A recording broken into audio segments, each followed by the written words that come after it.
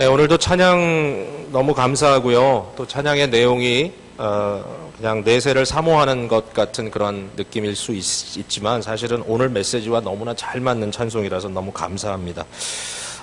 오늘 말씀이 우리에게 좀 도전적인 말씀이 될 것 같아요. 저 자신에게도 그랬습니다. 준비하면서 이 말씀을 들으실 때에 여러분들이 조금 마음문을 좀 활짝 열어놓고 이 말씀 앞에 응답할 수 있는 그런 시간이 되었으면 좋겠습니다. 요한일서로 이제 저희들이 지난 월요일부터 이제 들어와서 말씀을 묵상하는데요. 편지 자체가 긴 편지가 아니기 때문에 이제 다음 주 주중 정도 아마 화요일까지 하고 끝날지도 모르겠습니다. 그래서 얼마 남지 않았는데 이 전체 말씀을 다 제가 종합해서 한다는 거는 아무래도 좀 어렵겠지만 적어도 핵심을 좀 찌를 수 있는 그런 내용이 되었으면 좋겠습니다. 그러나 오늘 본문을 중심으로 보겠습니다. 자, 오늘 본문에 보면 제가 이 부분을 읽을 때도 그렇게 느꼈지만 아마 여러분이 오늘 이 말씀을 볼 때도 읽을 때도 그런 느낌이 좀 오지 않았을까 생각이 됩니다. 좀 당혹스러움이 있습니다. 묵상을 하신 분들은 물론이겠고요. 그 당혹스러움은 뭐냐면은 그리스도인들이 죄를 질 수 있느냐라고 하는 질문에 대하여 마치 사도 요한은 죄를 질 수 없다라고 굉장히 단호하게 선언을 하는 것 같이 보이기 때문입니다. 6절에 보니까 하나님 안에 거하는 자들은 범죄하지 아니하나니 그랬습니다. 죄를 짓는 것 자체가 하나님 밖에 있다라고 느껴지게 되는 그런 내용같이 보여집니다. 더군다나 8절에는 죄를 짓는 자는 마귀에게 속하였다. 그리고 9절에 하나님께로부터 난 자마다 죄를 짓지 아니하나니 반복적으로 죄를 짓는다는 것은 곧 마귀에게 속한 것이고 하나님께 속하지 않았다고 하는 것을 증명하는 것이다라고 말씀하는 것처럼 이렇게 보이기 때문에 이 말씀을 읽으면서 우리 마음속에 좀 난감함이 있습니다. 왜? 아마 이 자리에 있는 어느 누구도 저도 물론 포함이 되고요. 우리 모두가 다 어느 누구도 우리는 죄를 짓지 않는다라고 이야기할 사람이 하나도 없다라고 생각하기 때문에 그렇습니다. 그러니까 이 말씀을 있는 그대로 우리말로 번역된 그대로 우리가 받아들인다면 굉장히 난감한 그런 상황으로 가게 되죠. 근데 여러분 아시다시피 성경은 성경으로 풀어야 되지 않습니까? 그게 우리 기본적인 성경 해석의 원리인데요. 요한이 과연 무슨 말을 하고자 하는 것인가를 이해하기 위해서 사실은 다른 곳에서 요한 사도가 뭐라고 얘기했는지를 봐야 되는데 바로 1장에 나오는 내용으로 우리가 볼 수 있습니다. 1장 8절에 보면 이런 얘기가 나와요. 만일 우리가 죄가 없다고 말하면 스스로 속이고 또 진리가 우리 속에 있지 아니할 것이요. 이게 무슨 얘기죠? 만약에 우리가 죄가 없다고 말한다면 우린 죄가 없어요 라고 말하면 그것은 속이는 것이다. 거짓말이다 이거죠. 자, 10절 같이 한번 읽어볼까요? 1장 10절 시작. 만일 우리가 범죄하지 아니하였다 하면 하나님을 거짓말하는 이로 만드는 것이니 또한 그의 말씀이 우리 속에 있지 아니하리라. 하나님의 말씀이 들릴 때마다 하나님께서 우리에게 말씀하실 때마다 우리의 죄가 드러나기 때문에 우리가 범죄하지 않았다라고 얘기하는 것은 하나님이 거짓말하는 것으로 만드는 것이다. 자, 이해하셨죠? 자, 그러면 여기서 말하고 있는 죄의 현실과 죄의 실제와 지금 요한일서 3장에 말하고 있는 이 범죄치 않는다는 말이 어떻게 두 개가 맞아 들어갈 수가 있겠냐라는 질문을 할 수 있습니다. 어쨌든 오늘 요 서론의 부분을 제가 좀 고의적으로 먼저 했던 것보다는 조금 짧게 하려고 합니다. 뒷부분을 강조하기 위해서. 그런데 중요한 포인트는 뭐냐면 우리의 죄의 문제가 있다는 것을 인정하는 것이 중요하다는 것이죠. 분명히 죄의 문제가 있어요. 우리는 죄를 짓는 자들입니다. 안타깝게도. 죄를 짓고 있습니다. 자, 그러면 3장에 범죄하지 않는다라는 말을 우리가 어떻게 이해해야 될 것인가? 자, 여기에 대해서 오늘은 딱 두 가지 포인트만 얘기하는데 첫 번째 포인트는 뭐냐면 이것은 영적인 방향성의 문제이다라고 먼저 말씀을 드리고 싶습니다. 방향성의 문제. 주를 향하여 가진 방향. 이게 문제다. 내게 있는 방향성. 무슨 얘기인가 하면 이렇습니다. 당시에 요한 사도가 요한일서를 기록하면서 어떤 고민을 지금 하고 있냐면은 이단자들이 있어요. 이단자들이. 그들이 교회 안에 있다가 교회를 나갔어요. 우리가 참 교회를 위해서 기도할 것 중에 많은 것이 있지만 하나는 우리가 이단에 빠지지 않도록 우리가 잘못된 교훈으로 가지 않도록, 또 그런 사람들이 교회 안에서 사람들을 미혹하지 않도록 기도해야 하고, 그 이단의 문제가 좀 우리에게 올무가 되지 않도록 기도해야 될 일이 항상 있어요. 우리가 좀 약간 깨어서 기도할 문제이기도 해요. 근데 그 이단자들이 뭘 하고 있냐면은 이 사람들이 이런 얘기를 하는 거예요. 자기에게는 참 지식이 있다라고 얘기를 해요. 지식. 자기에게는 지혜가 있다. 깨달음이 있다. 이 깨달음이라는 말을 참 많이 썼던 것 같아요. 불이 들어왔다는 거예요. 머릿속에. 깨달음 중요하죠. 우리가 깨달음이 없이 신앙생활하면 우둔하죠. 믿음이 있다고 하지만 막무가내 믿음이면 참 곤란하죠. 그래서 이 깨닫는다는 것은 굉장히 중요한데, 지금 요한이 강조하고 있는, 요한이 지금 포인트하고 있는 이단들의 문제는 이들의 이 깨달음이 교만이 돼가지고 사실은 그들의 인생이 망가지고 있어요. 그러니까 깨달았다고 하는데 삶은 엉망이에요. 그들이 이렇게 얘기합니다. 나는 알아. 나는 복음을 잘 깨달았어. 나는 뭐가 가장 중요한지를 알아. 그러므로 다른 모든 것에 대해서는 나는 자유롭다라고 얘기합니다. 그래서 참 지식을 가져서 자기네들은 자유롭게 살고 있다고 얘기하기 때문에 결론적으로 어떤 문제가 생기냐면 그들은 자기 편한 대로 삽니다. 방종합니다. 허랑방탕하게 살아갑니다. 네? 믿는다는 사람들이 모여서 술주정이나 하고, 믿는다는 사람들이 모여가지고 아주 이상한 음탕한 생각들을 서로 나누고, 정말 세상과 별다를 거 없는 그러한 아주 악한 생각들을 할 뿐만 아니라 아주 서로를 미워하고 시기질투하면서 끊임없이 사람들에 대해서 이렇게 뒤통수를 치는 이야기들만 그냥 모여서 하고 있습니다. 그런데 그 사람들이 하는 말이 뭐냐 하면 우리는 참 깨달음이 있다. 자, 이렇게까지 얘기하면 이 자리에 계신 분들 대부분은 그건 우리와는 상관없는 문제다라고 얘기할지 몰라요. 그러나 한 가지 우리가 좀 조심해야 될 부분이 뭐냐면요, 우리의 마음속에 혹시라도 이 깨달음에 대한 교만이 들어갈 때 어떤 일이 생기냐면 우리가 깨달았다라고 하는 이유 때문에 다른 사람들로부터 멀어지는 경우가 있어요. 깨달음과 함께 나를 좀 특별하게 보는 거예요. 그리고 나와 비슷한 깨달음을 가진 사람끼리 우리끼리 뭔가 다르다라고 생각하는 거예요. 왜 이 요한 사도가 이 문제를 그토록 심각하게 얘기하는지 이제 곧 여러분이 이해하실 거예요. 왜냐하면 진정 복음을 깨달았다면 그 복음의 깨달음이 어떻게 연결되어야 되느냐는 것이 너무 자명하기 때문에. 자, 봅시다 한번 어떤 일이 벌어졌는지. 요한일서 1장, 제가 빨리 지나갈게요. 6절에 보니까 그들이 이렇게 얘기하는 것 같아요. 자, 여기 요한이 만일 우리가 하나님과 사귐이 있다 하고 어두움에 행하면 거짓말한다. 무슨 얘기죠? 이단자들이 이렇게 얘기합니다. 우리 하나님과 사귄다. 우리는 하나님과 펠로십을 한다고 하는데 그들의 삶의 모습이 어두움 속에 그대로 있어요. 그건 거짓말이라는 거예요. 그건 이단이라는 거죠. 자, 그 다음에 2장으로 넘어가서 여러 군데 있는데 제가 몇 군데만 볼게요. 2장 4절에 그를 아노라 하고 그의 계명을 지키지 않는다. 거짓말하는 거다. 지금 거짓말이라는 말을 반복하는 것은 그들의 말이 옳지 않다는 걸 얘기하는 거예요. 그들이 뭐라고 얘기하냐? We know God. 우리가 하나님을 안다. 우리는 깨달았다. 우리에게는 참 지식이 있다. 영적인 지식을 가졌다고 얘기하는데 하나님의 계명은 지키지 않는다. 그럼 그 계명이 뭐냐? 나중에 제가 얘기할게요. 아주 정확하게 그가 짚어내니까. 이것은 거짓말이다. 이것은 거짓말이다. 자, 그 다음에 또 하나 한 군데만 더 보죠. 그들이 좋아하는 말, 빛입니다. 빛. 2장 9절에 빛 가운데 있다 하면서 그 형제를 미워하는 자는 지금까지 어두움에 있는 자다. 왜 이런 얘기를 하냐 하면은 이게 바로 이단자들이 주장하는 거기 때문에 그래요. 그들이 얘기합니다. 우리가 빛 가운데 있다. 우리는 빛을 봤다라는 거야. 그런데 빛을 봤는데 그들의 인생의 모습 속에 그들은 미움이 있다는 거야. 어두움이 있다라는 거죠. 그러니까 여기에 이제 요한 사도가 정말 중요하게 포인트하고자 하는 말은 이거예요. 자, 뭐가 문제인지 봐라. 그들은 이렇게 한다고 얘기하지만 사실은 그들의 방향은 저쪽으로 가 있다. 그들이 머리로 안다고 하지만 그들의 삶의 방향은 삐뚤어 가 있다. 그들은 죄를 짓고 있다.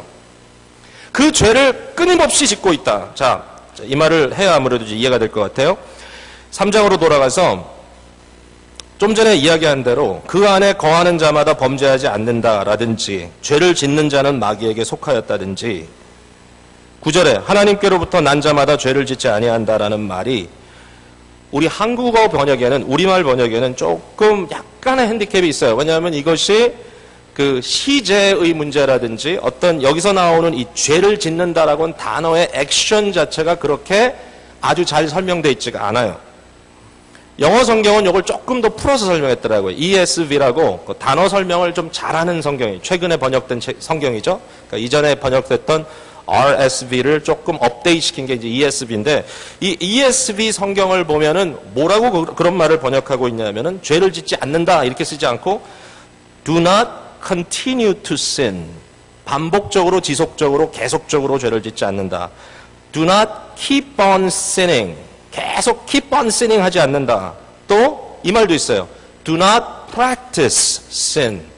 practice 한다는 건 행한다는 말도 있지만 연습한다는 의미도 있잖아요. 반복해서. 그러니까 이 사람들의 삶을 보니까 이들이 죄를 말 그대로 물 먹듯이 한다, 물 마시듯이 한다, 밥 먹듯이 한다. 이들은 죄를 연습한다라는 거예요. 끊임없이 그들의 인생에 보니까 죄를 연습함이 있다. 죄를 계속해서 keep on 한다. 계속 continue 하고 죄를 계속 프랙티스하고 있는데도 불구하고 그들이 뭐라 하냐면 우리는 하나님과 사귀고 있다. 우리는 하나님을 안다. 우리는 빛 가운데 있다. 이렇게 얘기를 한다는 거죠. 이처럼 모순일 수가 있느냐라는 말을 하고 있는 겁니다. 그래서 다시 포인트로 돌아가서 여기에 사도 요한이 하고자 하는 말은 방향성의 문제이다 이거죠. 우리가 과연 practicing sin, 죄를 연습하고 있느냐 아니면 의를 연습하고 있느냐, keep on sinning, 계속해서 죄를 반복하고 있느냐 아니면 물론 죄를 짓기 때문에 회개해야 하고 죄를 짓기 때문에 하나님께 돌이켜야 하는 액션이 계속 필요하지만 그러나 우리의 삶을 들여다봤을 때 죄를 프랙티스하는 것이 아니라 의를 프랙티스하려고 정말 피땀 흘리며 영적인 작업을 하고 있느냐, 우리 속에 어떤 방향성이 잡혀 있느냐라고 하는 질문을 지금 하고 있다라는 것이죠. 방향성이 잡히려면 출발점이 잡혀야죠. 출발점. 어디로부터 출발하느냐? 오늘 본문에 너무 분명히 써 있어요. 하나님께로부터 난 자. 심지어는 9절에는 이런 말이 있어요. 하나님의 씨가 그의 속에 있다.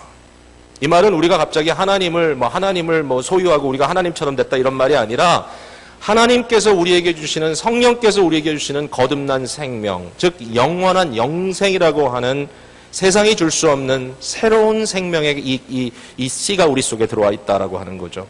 이걸 아주 멋지게 표현하는 거예요. 하나님의 씨가 그 안에 있다. 하나님의 역사의 씨가 그 안에 있다. 하나님의 생명의 씨가 그 안에 있다. 믿는 사람들의 출발점은 이런 거죠. 하나님께로부터 났고 하나님의 씨가 그 안에 있고 그 다음에 또 하나 얘기하죠. 하나님의 자녀다. 하나님의 자녀. 10절에 보니까 이러므로 하나님의 자녀들과 마귀들의 자녀들이 드러난다. 무릇 의를 행하지 아니하는 자 또는 그 형제를 사랑하지 아니하는 자는 하나님께 속하지 않았다. 하나님의 자녀들은 의를 프랙티스하지만 마귀의 자녀들은 죄를 프랙티스한다라는 거죠.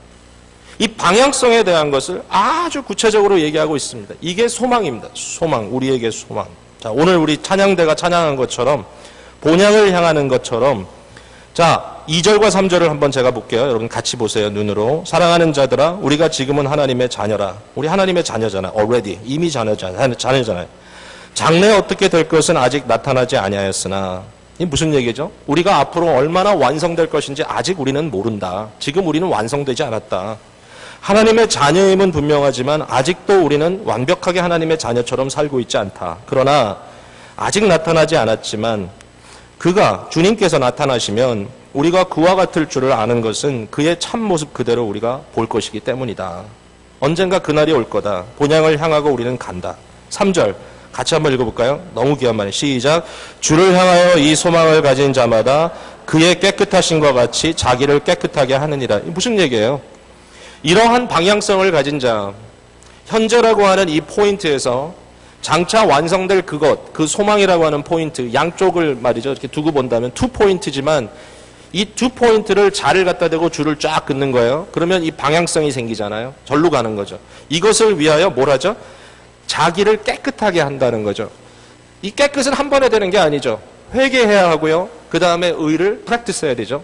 바로 이러한 방향성이 나의 삶 속에서 지속적으로 이루어지는 것이 성도의 모습이다라고 이야기하는 겁니다. 그렇지 않다면 그건 이단이라는 것입니다. 이단이라는 거죠.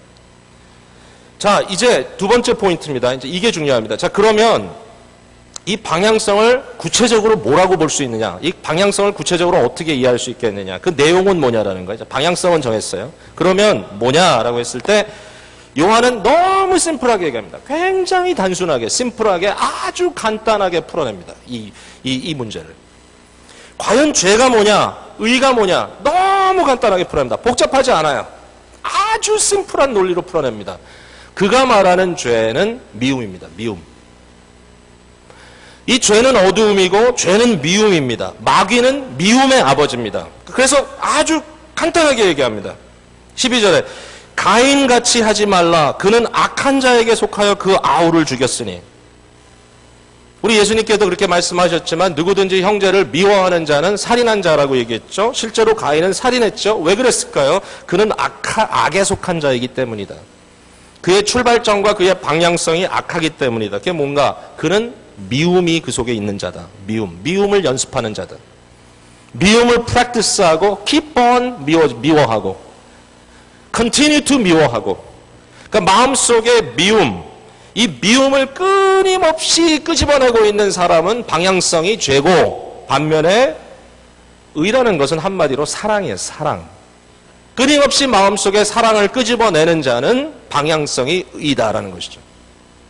하나님의 자녀와 마귀의 자녀를 어떻게 구분하느냐, 이거 굉장히 우리 스스로를 좀 점검해야 될 문제죠. 우리 속에 끊임없이 꾸정물 같은 미움만 솟아나고 있느냐, 또 그것을 계속 내 마음속에 이렇게 킵하고 계속 거기에다 불을 지르고 계속 내 마음속에 미움이 당연한 것처럼, 다 문제는 다른 사람에게 있는 것처럼 하고 있느냐, 아니면 우리 마음속에 사랑이라고 하는 것을 끊임없이 끄집어내고 있느냐. 이 방향성의 문제를 통하여 우리는 열매를 볼 수 있다라고 요한 사도는 말씀하고 있는 거죠. 물론 바울 사도도 그렇게 얘기하지만 여기에 특별히 요한 사도가 이 말씀을 분명히 얘기하고 있는 겁니다. 자, 여러분, 사랑이란 말을 우리가 그냥 너무 많이 쓰기 때문에 이 말을 조금 집중해서 생각하지 않으면 그냥 또 흘려 넘기고 맙니다. 아, 사랑해야지. 뭐 누군 사랑하고 싶지 않아서 안 하나. 미워지는 걸 어떻게? 뭐 별의별 얘기를 다 듣잖아요. 우리 주위에 어떤 분들은 예배 와서 은혜를 너무 많이 받았는데 딱 친교실로 들어가는 그 순간부터 시험 받아가지고 다시는 사람들 보고 싶지 않다. 일반적인 교회에서 많이 듣는 얘기죠. 어디는 가고 싶지 않고 누구랑은 있고 싶지 않고. 왜 그렇죠? 다 불편하다는 거죠. 한번 그 이유를 한번 풀어봤으면 좋겠어요. 뭐 하루아침에 답이 되진 않겠지만 조금 고민을 좀 해보죠. 왜냐하면 문제는 서로에게 있으니까요. 절대로 한 파트에 있는 건 아니죠. 우리 모두에게 문제가 있는 거니까 이거 고민해야 된다는 거죠. 자, 이 방향성이 이런 거다라고 얘기했죠. 죄는 미움이고, 적어도 요한에게 있어서, 그 다음에 의는 사랑이다. 굉장히 맞는 얘기예요. 사랑이 계명이니까 3장 23절에 그의 계명은 이것이니 곧 그 아들 예수 그리스도의 이름을 믿고 그가 우리에게 주신 계명대로 서로 사랑할 것이니라. 사랑이 계명이니까 이게 새 계명이고 모든 계명의 완성이니까 당연히 사랑이죠. 근데 도대체 이걸 우리가 어떻게 품고 살아갈 것인가? 여기에 방향이 복음의 방향이라는 말을 우리가 더 해야 될 것 같아요. 우리에게 제시하는 방향성은 그냥 방향성이 아니라 복음적 방향성이다. 자, 이걸 어떻게 우리가 그럼 이해할까요? 4장으로 한번 넘어가 봅시다. 왜냐하면 너무 중요하기 때문에 넘어가야 될 것 같은데요. 예. 7절부터 제가 한번 읽어볼게요. 4장 7절부터 사랑하는 자들아 우리가 서로 사랑하자. 사랑은 하나님께 속한 것이니 사랑하는 자마다 하나님께로부터 나서 하나님을 알고 사랑하지 아니하는 자는 하나님을 알지 못하나니 이는 하나님은 사랑이심이라. 하나님의 사랑이 우리에게 이렇게 나타난 바 되었으니 하나님이 자기의 독생자를 세상에 보내심은 그로 말미암아 우리를 살리려 하심이라. 사랑은 여기 있으니 우리가 하나님을 사랑한 것이 아니요 하나님이 우리를 사랑하사 우리 죄를 속하기 위하여 화목제물로 그 아들을 보내셨음이니라. 사랑이란 말을 단순히 하고 있는 것이 아니라 사랑을 구체적으로 표현하고 있죠. 이게 사랑이다. This is love. 영어 성경에 보면 This is love. Not that we first love God. 우리가 하나님을 먼저 사랑한 것이 아니라 하나님이 우리를 먼저 사랑하사 우리를 지옥 보내지 않기 위하여 그 아들 예수 그리스도를 화목제물로 보내신 것이 사랑이다라고 얘기를 하고 있죠.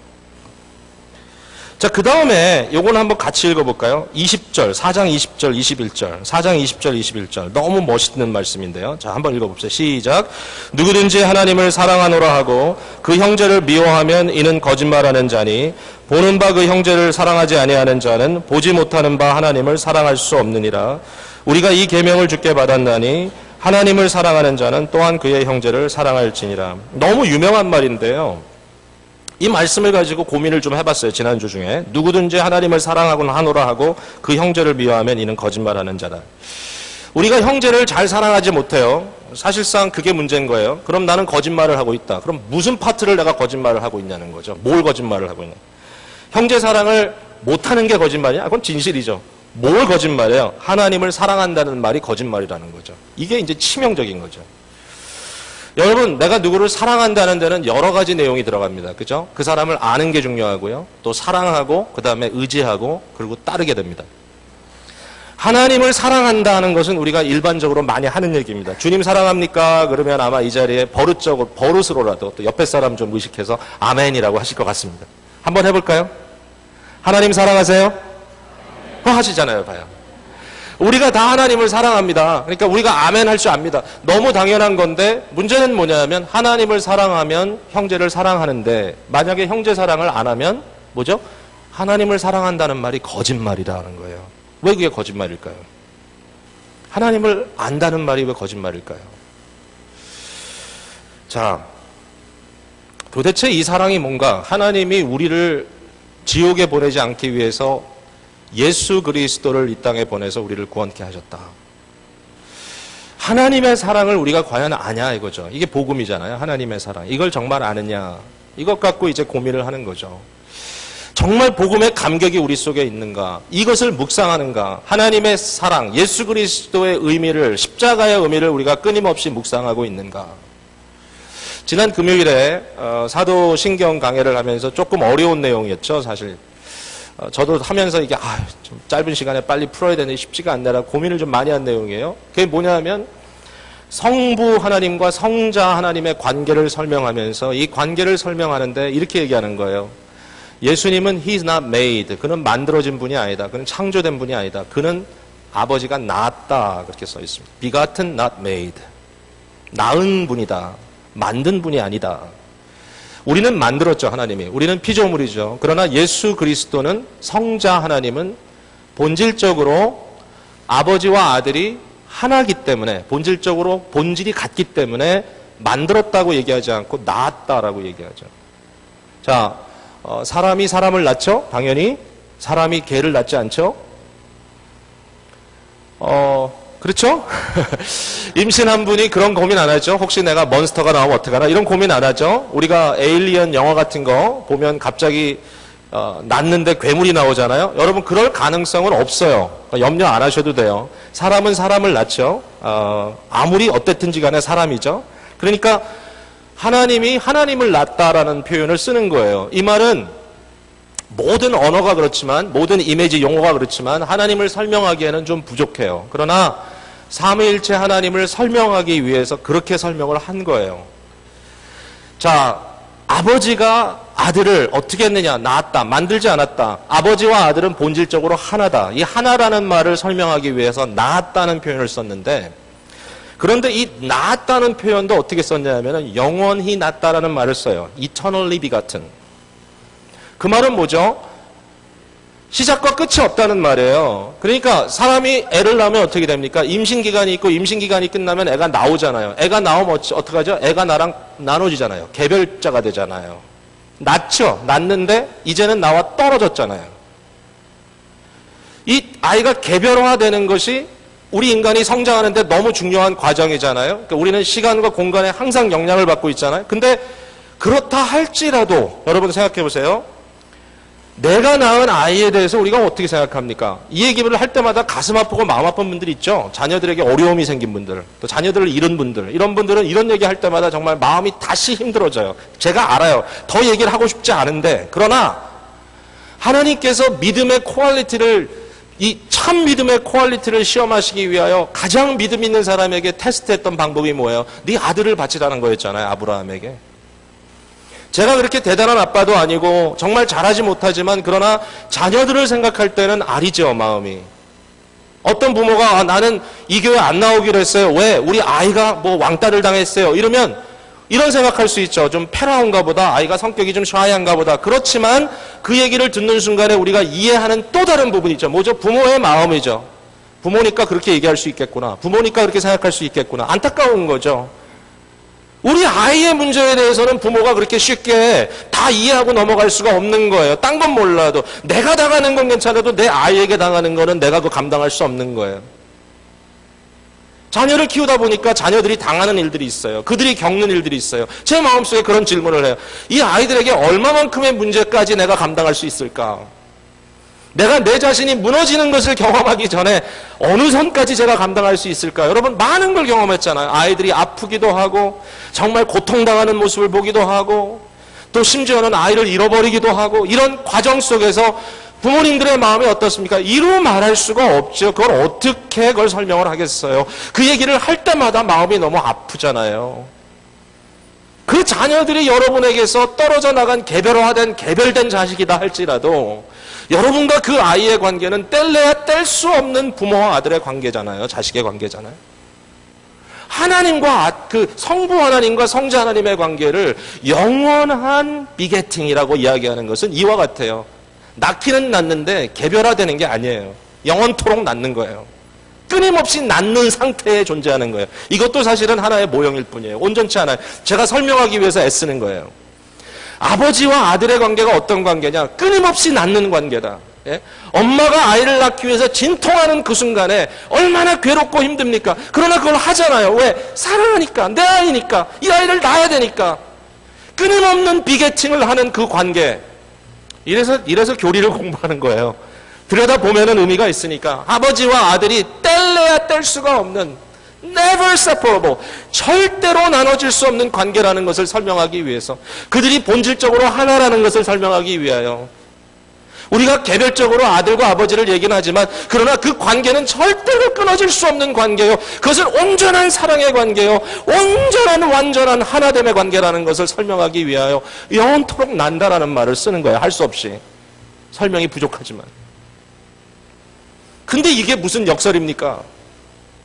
그가 몸을 입고 이 세상에 왔고 그가 이 세상에서 고난당하셨고 그가 십자가까지 갔고 십자가에서 하나님 아버지를 향하여 나의 아버지 나의 아버지 나의 하나님 나의 하나님 어찌하여 나를 버리시나이까? 하나님과 아들의 관계가 단절됐단 말이에요. 그 순간에 예수님은 죽은 거예요. 그 순간에. 이건 역설이에요. Eternally begetting, 영원토록 낳고 계시는 아버지와 아들의 관계가 어떻게 잘라질 수가 있어요? 잘라질 수가 없지요. 불가능하죠. 어떻게 하나님이 죽어요? 죽을 수 없지요. 그럼에도 불구하고 죽으셨고 그럼에도 불구하고 나눠주셨고 그럼에도 불구하고 예수님은 나의 하나님 나의 하나님 나의 아버지 처절하게 외쳤는데 하나님은 어둠으로 하늘을 가르시고 그것을 귀를 막고 듣지 않으셨다는 거예요. 부모 되신 여러분 이해할 수 있습니까? 이해 못합니다. 근데 그게 하나님의 사랑이라는 거예요. 우리가 먼저 하나님 사랑한 게 아니라 우리 지옥 보내지 않으려고, 우리를 죄구덩에서 끌어내려고, 우리를 멸망시키지 않으시려고 하나님께서 그의 eternally begetting, 영원토록 낳고 계시는 아들을 그를 보내서 그를 하나님과의 그 분리될 수 없는 분리, 사망으로 끌고 갔다라는 거예요. 이게 어떻게 이해가 됩니까? 그런데 이게 사랑이라는 거예요. 오늘 제가 지금 굉장히 흥분하고 있잖아요. 얘기를 하면서. 이걸 들으시면서 여러분들이 정말 흥분할 만하다 이렇게 생각하시나요? 여러분 저도 너무 감사한 거 있죠. 제가 지금 설교하면서요. 일부 때보다 조금 더 흥분했어요. 영어 예배보다 좀 더 흥분했어요. 왜냐하면 저는 이 말이 일반적으로 사람들에게 얘기할 때 이렇게 얘기하지 않을 거예요. 하나님이 얼마나 우리를 사랑하시는지 아냐 이렇게 열변을 토하지 않을 거예요. 그러나 이 순간에 이것이 사실인 것을 믿어요. 제가 마음속에. 하나님의 말씀이 사실이라고 증명한다고 믿어요. 성령님께서 제 마음속에 역사하시고 이 말씀을 통해 지금 뭔가 말씀으로 우리에게 나누고자 하시는 게 지금 역동적으로 지금 이루어지고 있다고 저는 생각해요. 제가 하려는 거라기보다는 지금 뭘 하는 거예요. 하나님의 말씀이 사실인데 이 사실적인 하나님의 말씀을 전달하는 과정 속에 느끼고 있는 거예요. 너무 고마워요. 내가 이걸 좀 느끼고 있어요. 이 복음이 감동이 되고 있어요. 이 복음이 감격이 되고 있어요. 말을 하면서 이해가 되고 있어요. 조금씩. 하나님의 사랑이 이런 사랑이구나. 나를 향하여 보내셨던 하나님의 사랑이 이런 사랑이구나. 요한 사도가 뭐라고 얘기하는 겁니까? 요한은요. 이 예수 그리스도를 직접 봤고 이 예수 그리스도를 만졌고 이 예수 그리스도와 함께 있었고 이 예수 그리스도의 죽음을 지켜봤고 이 예수 그리스도의 부활을 목격했어요. 그리고 그가 왜 왔는지 요한은 원래 세례 요한의 제자였어요. 어떤 데 보면 그렇게 나와 있어. 세상 죄를 지고 가는 하나님의 어린 양이라는 말을 듣고 예수님 쫓아가요. 이게 무슨 말인지 요한 알았어요. 그러면서 그가 얘기하는 거예요. 내가 믿는 예수님, 내가 아는 예수님, 내가 아는 하나님의 사랑, 그 사랑을 내가 알기 때문에 너에게 전하는데 얘들아, 자녀들아, 만약에 너희가 이 사랑을 아는데 이 사랑을 알면서 바로 그 주님께서 내가 너희를 사랑한 것 같이 너희도 서로 사랑하라는 그 계명을 알고 들었는데도 불구하고 하나님을 여전히 사랑한다고 계속 말은 하고 아멘하고 있지만 형제를 사랑하지 않는다면 그것은 거짓말이다. 너 복음을 모르는 거야 아직도. 네가 복음을 이해한다면, 네가 예수님의 사랑을 안다면, 아니 예수 그리스도 안에 있는 하나님 아버지의 사랑을 정말 네가 안다면 이 시간에 그러고 있을 수 없다라는 얘기입니다. 요한이 그 얘기를 하는 거예요. 이 방향성은 복음의 방향성이에요. 복음의 방향성. 이 복음을 이해하는 만큼 우리의 삶 속에 좀 더 깊숙이 느껴지는 방향성이라고 생각할 수 있을 겁니다. 저는 말씀을 준비하면서 이런 생각을 해봤습니다. 좋아한다는 것과 사랑한다는 것은 어떻게 다를까? 분명히 다르더라고요. 좋아한다는 것은요, liking, 좋아한다는 것은 굉장히 감정적인 거고요. 이 좋아한다는 감정은 굉장히 편안함, 이 편안한데 뿌리내리고 있어요. 내가 누구를 좋아한다. 저 사람과 나는 정말 아무런 꺼리낌 없이, 정말 아무런 이 관계 속에는 조금도 이 역행하는 것이 없이 너무 자연스럽게 우리는 좋아한다. 이것은 무슨 말인가 하면 편하다는 얘기예요.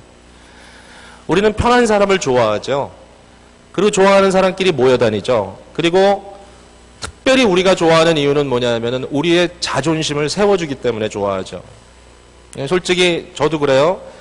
아무리 그래도 좋아한다는 개념으로 들어갔을 때는 저를 칭찬하는 사람을 좋아하지 저를 싫어하는 사람, 아니 비판하는 사람을 좋아하지 않아요. 그건 사실이에요. 그건 뭐 제가 인간적으로 어쩔 수 없는 사실인 것 같아요. 왜? 편안하니까. 우리의 이고가, 우리의 자존심이 마사지 받으니까 우리는 그걸 좋아해요. 모여서 우리는 좋아하는 사람을 좋아해요. 그게 우리의 편안함이에요. 현대 문명은요, 현대 문화는요, 완전히 이 컴포트에 뿌리내리고 있어요. 내가 좋아하는 것만 해요. 좋아하지 않는 것은 거부해요. 근데 사랑은 그렇지가 않은 것 같아요. 사랑은 감정이 아니라 사랑은 윤리입니다. 윤리, ethics. 사랑은 윤리입니다. 좋은 윤리죠. Christian ethics, 기독교 윤리, 사랑입니다. 그렇다면 이것은 comfort가 아닙니다. 이것은 responsibility입니다. 책임입니다. 이 책임을 감당할 수 있는 유일한 방법은 올바른 사랑의 기반 위에, 즉 복음 위에 내가 서 있는 방법밖에 없습니다. 부모이기 때문에 자식을 사랑하는 거고 형제이기 때문에 형제를 사랑하잖아요. 우리가 힘들어도 그래도 팔이 안으로 굽는다고 마음이 가잖아요. 아, 주여 우리 마음속에 사랑하게 하옵소서. 성령의 역사인 줄로 믿습니다. 얼마나 힘들면 이것을 십자가를 진다는 표현을 쓰겠어요. 물론 우리의 죄성을 짓는 것도 십자가지만 정말 주님의 십자가를 지고 내 자신을 부인하고 사랑을 이행한다는 것은 이처럼 힘든 일이겠죠. 그러나 방향성입니다. 이것을 연습해야 합니다. 지난주 중에 제가 자주 가는 카페에 좀 자주 갔습니다. 지난주는 말씀을 좀 깊이 보고 싶어서 아침에 그 시간이 저는 너무 귀하기 때문에 일찍 성경책을 패킹해서 한 2마일 정도 떨어진 곳에 이제 가서 말씀을 펴놓고 읽다가 어떨 때는 한 3시간, 뭐 길면 그 이상으로도 앉아있다고 그러긴 하는데 그 카페는 재밌는 곳입니다. 그 모든 사람이 모두를 거의 다 압니다. 새로운 사람이 오는 경우는 별로 없고요. 다 아는 사람들이 지나다 보면서 하이하고 사람들도 저를 알고 미국 사람들이 저보러 하이 레브, 레브룬 할 때 레브, 하이 목사님 이러면서 이제 지나갑니다. 믿는 사람이건 안 믿는 사람이건 그렇게 굉장히 모든 사람들이 서로를 아는 그런 장소입니다. 재밌는 걸 봤어요. 아침에 한 젊은이가 누군지 알아요? 그 사람은 모든 사람이 아는 사람이에요. 차 위에다가 빨간색, 아주 빨갛게 깨끗하게 닦아놓은 카누 있죠? 물에 타는 거, 물에 가서 타는 카누 있잖아요. 빨간 플라스틱으로 된 카누를 자기 차 위에다가 이렇게 올려서 이렇게 매놨어요. 묶어서 이제 가져왔는데 그 차를 카페 바로 앞에 길에다가 딱 파킹을 해놨어요. 갑자기 이렇게 어두워지는 느낌이었어요. 빛을 가리면서 팍 앞에 세워져 있어요. 그래서 그거를 딱 보면서 사람들이 난리가 난 거예요. 주위 사람들이 야, 쟤 오늘 좋은 데 가나 보다. 막 서로 이제 막 수근거리기 시작했어요. 쟤 오늘 좋은 데 가나 보다. 근데 이 청년이 들어왔어요. 누군지 알아요? 하이, 뭐 서로 얘기하고 하이. 근데 제가 보기에는 이 청년이 좀 약간 문제가 있는 청년이거든요. 뭐 자주 봤으니까. 그리고 그렇게 뭐 대단할 게 없을 것 같은데 솔직히 선입견이긴 하겠지만 그럼 뭐 하이 하고 뭐 어디 가냐 뭐 이런 계획 있고 저런 계획이 있고 그러면서 딱 들어와가지고 커피를 마시는데 같이 마시던 사람 가고 또 이 사람도 마시고 가고 이 사람도 마시고 가고 저는 거기서 2-3시간 있으니까 앉아서 보는 거예요. 안 가요. 이 친구가 안 가고 있더라고 거기 계속. 나중에 혼자 쭈그러져 있다가 그냥 조용히 나가더라고요. 제가 마음으로 깨달았죠. 아, 얘가 지금 심리적으로 이게 이슈가 있구나. 결국은 카누를 타러 가려는 게 아니었고 집에 있는 카누를 한번 묵고 와서 사람들의 반응을 보고 관심을 좀 끌기 위해서 이렇게 한 거구나. 여러분 그런 사람 있어요 정말. 그래서 그런 거구나라고 하는 것을 나름대로 결론을 내렸던 그런 시간이 좀 있었습니다. 그때 제 마음속에 그런 생각을 했죠. 그렇구나. 사실 우리가 신앙생활을 한다는 그런 범위 안에서 교회에서도 그렇죠. 십자가를 멋있게 차에다가 싣고 오는데 그 십자가를 한 번도 타질 않는 거예요. 한 번도 짊어지질 않아요. 네. 안 나타나요. 자기에게 불편한 것은 하지 않아요. 물론 뭐 어떤 의회에서든지 뭐 아무리 어떻게 한다 할지라도 만약의 경우에 제가 다 이해를 못하니까 뭐 어떤 구체적인 걸 가지고 지금 뭐 이거 찝어내면서 여러분 마음을 비틀어 놓으려는 그런 의도는 전혀 아니에요. 우리 전체를 봤을 때 우리가 정말 예수 그리스도의 십자가를 지고 이것이 하나님께서 우리에게 주신 복음 안에 주시는 책임성이기 때문에 내가 스텝 아웃하고 있느냐라는 질문 앞에서 그 질문 앞에서 과연 우리의 답이 뭐냐. 주님 죄송합니다. 저는 제가 좋아하는 것만 합니다. 라고 말하지 않겠는가. 솔직히. 저는 십자가는 사람들에게 제 십자가 있네라는 걸 보여주기 위함이지 실제로 그 십자가를 내가 힘겹게 지어본 적이 없습니다. 나는 하나님의 말씀을 듣고 깨달았다고 하는데 말씀을 더 깊이 깨달았다고 생각하는 순간 나는 사람들을 비판하기 시작했습니다. 나는 사람들을 우습게 보기 시작했습니다. 나는 사람들을 비판하기 시작했습니다. 나는 점점 자꾸만 뒷전으로 빠지기 시작했습니다. 여러분 한번 깊이 요한 1서에서 말하고 있는 복음의 진실이 무엇인지를 고민해 보셨으면 좋겠습니다. 이번 한 주간 십자가를 다시 한번 깊이 고민하시는 저와 여러분이 되기를 주님의 이름으로 축복합니다. 기도하겠습니다. 우리 잠시 기도할 때 제가 이런 질문을 한번 던져볼게요. 저희 자신들에 대한 질문이에요. 우리는 우리 안에 있는 이 미움이라고 하는 감정 또는 싫다고 하는 느낌 또는 생각 이런 것들을 끊임없이 회개해내는 영적 작용이 있는가? 죄를 회개한다는 말은 좀 막막하지만 이 시간에 내가 정말 제대로 하고 있는가? 내가 정말 하나님 앞에 나의 죄를, 나의 미움을, 내가 미워하는 것들을 하나님 앞에 회개하여 토해내고 있는가? 내 안에 복음에 대한 감격이 있었는가? 내가 사랑을 받았기 때문에, 하나님으로부터 사랑을 받았기 때문에 나의 형제들을 이해하고 도리어 그들을 기쁘게 하고 사랑하고자 하는, 어떨 때는 좀 너무 힘들었지만 그러나 그렇게 하고자 하는 방향성이 내 속에 있었는가?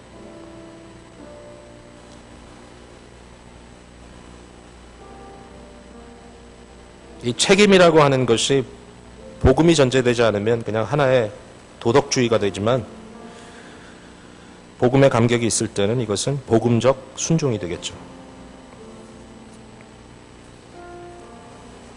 무기력하다는 것도 남을 탓하지 않았으면 좋겠어요. 어떤 분들은 영적으로 침체되어 있다 그런 얘기를 자꾸 하는데요. 맞아요. 그럴 수 있죠. 하나님의 주시는 성령의 깊은 감동이 우리에게 있으면 좋겠죠. 그러나 한순간의 감동, 한순간의 느낌이 나를 변화시키지 않습니다. 우리가 한때 죄를 프랙티스하며 살았다면 이제는 의를 프랙티스하며 살아야 됩니다. 내 속에 편한 대로, 내 마음 느끼는 대로 해서는 안 되는 부분이죠. 그래서 주님의 복음에 더욱더 깊이 묵상하고 초점을 맞추면서 나의 삶 속에 방향성대로 본향을 향하 가는 나의 삶이 의로 쉐이핑되는 과정이 꼭 필요할 줄로 생각하시기를 바랍니다.